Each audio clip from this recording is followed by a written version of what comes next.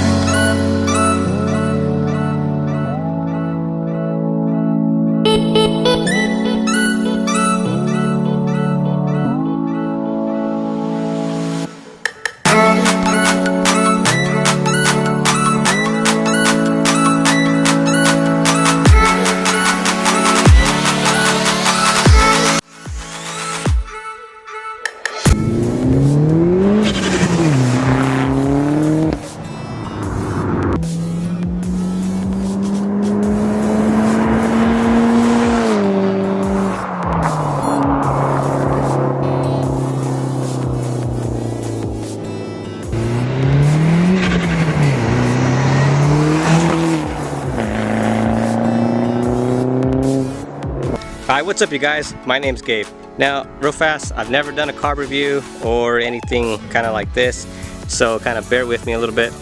But today, I want to review my 97 Mitsubishi Eclipse GST front wheel drive. I know it's front wheel drive, my GSX is at home. Hopefully I can get here a review about my GSX. That one puts out about 700 horsepower.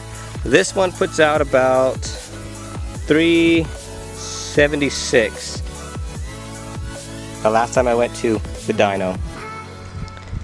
Now the car has like 170,000+ miles, but when I got it, it had rod knock, blown motor, the turbo was blown, everything was destroyed, the whole side end was crushed in, and over about 3 years, it's kind of a long process of just kind of putting it all back together. It was actually rear-ended by a semi-truck, I think. I gotta ask the original owner. I still keep in contact with them after like 3 years. So. And of course, I got the AEM wideband, all that good stuff. Alright, so I've been having a little bit of fun out here, so the car is really, really hot. But I think we should do like a little engine review, so it should be okay. So of course, it has a 4G63T. Turbocharged. It's running the Evo 316G turbo. It's running about 28 pounds of boost.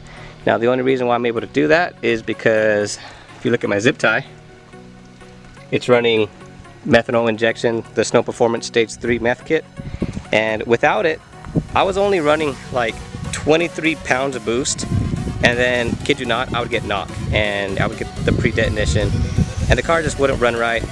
With this, I'm able to get about 3 more pounds of boost more, which is pretty cool. Now real quick, who doesn't like XXR 527s? I mean, yeah, they're overrated, they're everywhere, but seriously, they look pretty badass. And then I got this lip from eBay. It's pretty nice. It fits pretty good, but it just it's too low to the ground, so it hits on everything. I was running about 1000cc PTE injectors. I had about maybe 65 to 70% duty cycle at about 28 pounds of boost. For me, it just was too much of an injector. It didn't idle very well, so I went ahead and swapped them out for 880s RCs.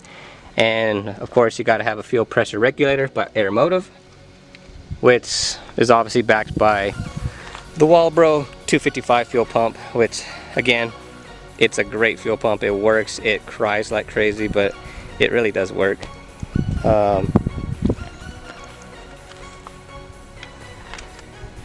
Has an Nrg Blow off valve with the Force Performance intake manifold with the FP blanket.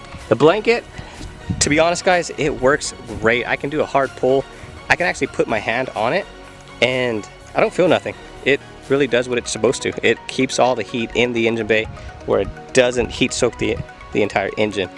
And being really close to the air filter, of course, it's kind of a good idea. So.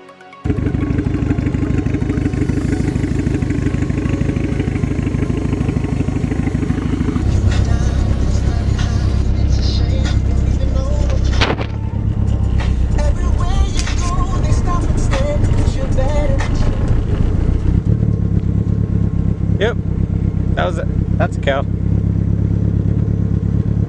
Huh.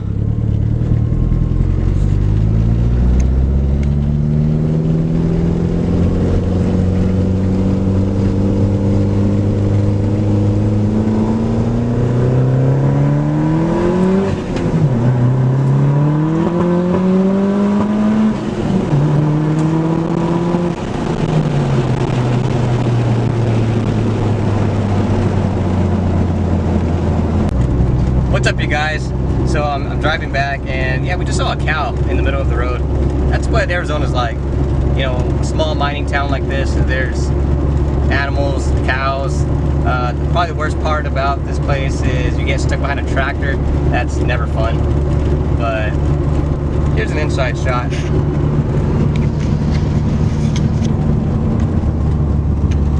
Wow, you can't see nothing.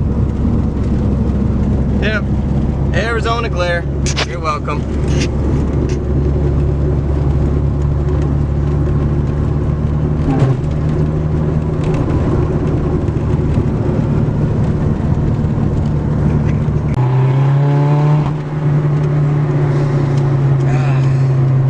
I love the smell of meth.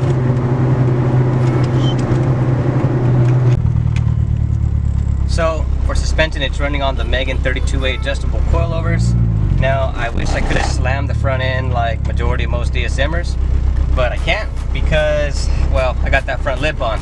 And when I want it at the front ride height how I want it, it scrapes on everything. And I mean everything.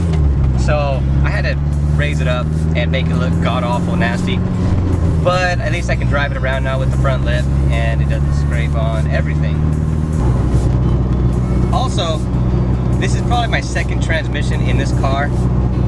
Probably my 10th transmission since I've been in the DSMs. I've blown so many center diffs, it's disgusting.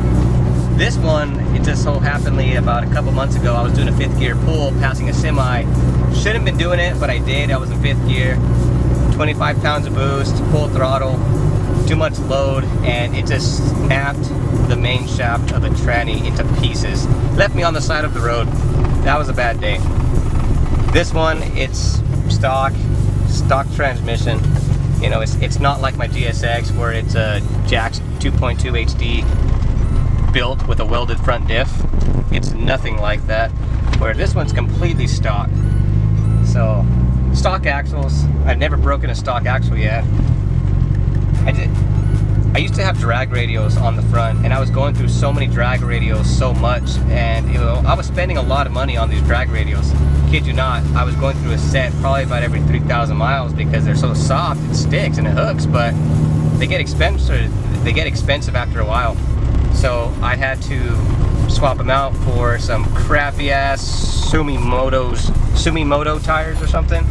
I don't know. They're a piece of junk tires. I wouldn't recommend them. Now I'm gonna get the life out of them, but nowhere near I wanted the, you know, the amount of traction that it gives me. Oh hey, look at that. We're home. Oh, there you are. There you guys are. So that does it for today, guys. This was my first kind of review, and I want to do a lot more videos like this. The only way that I'm going to get better is by just doing them over and over again. Hopefully you guys like what you saw. If not, just comment below, what should I do different? I know I'm trying to get better at this, but I would really appreciate if you would just comment back. Let me know on what you guys want to see here. And until next time, guys, we'll see you later.